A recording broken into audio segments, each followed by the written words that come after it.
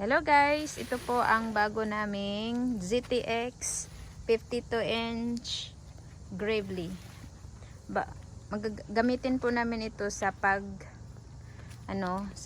sa damo. So ito po yun guys, may ano pa ito, oh. Lock pa. So yun, at saka ito yung ano niya, parang dito sa loob ang at cutting or the other side ba.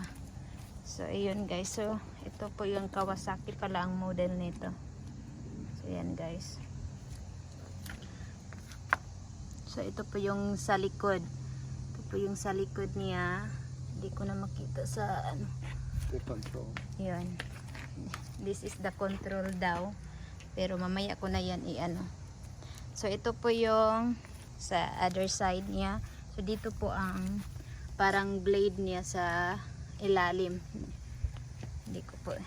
Sana makadrive na ako nito kasi yung isa namin hindi ako makaabot sa brake. Ang taas ng brake. So ito po yung handle niya, yung dito po tayo mag-a-adjust ata. Hindi ko pa po alam kung paano to gawin. So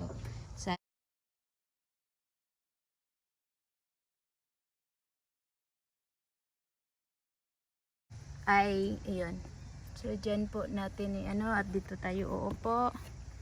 Yan. So dito kung may drinks ka, dito ilagay.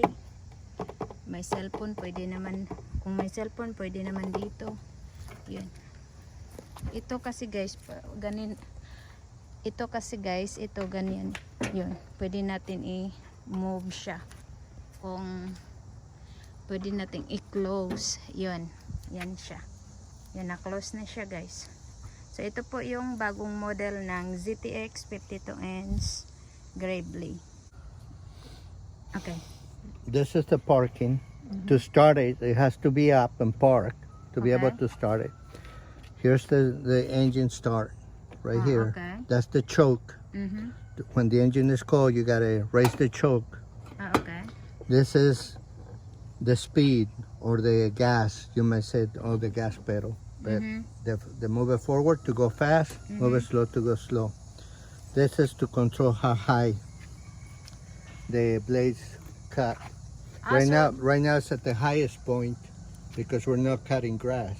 So I thought that there's another blade right there? There's 3 blades. Okay, 3. So there's 3 may blades. blade pa rin doon.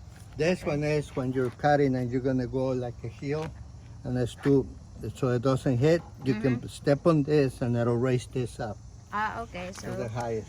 pag i-ano natin yun guys, gamitin natin You to. push it So with your foot. i-push pa lang doon dito mag-high, yan, pataas. And that's it. And you use this to go forward. To turn, you push 1. To turn to the right. To turn to the left. Or to do a quick circle, you push this one back and you push this one forward.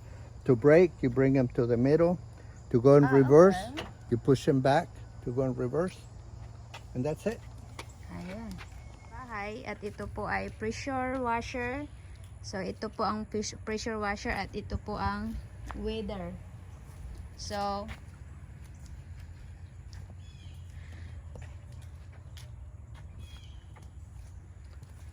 this is a 2,500 pound pressure washer.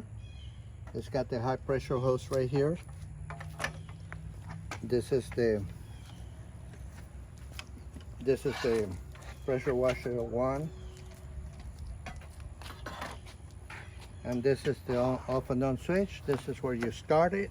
This is where you put the oil. This is where you put the gas, right here. Right here on the front you got your high pressure and your low pressure inlets, an outlet. That's an outlet, that's an inlet. And this is the weeder. We changed the head so we can just slide this in and out to replace it. And the same thing on this one. This one you just choke. This is the choke, you turn it up.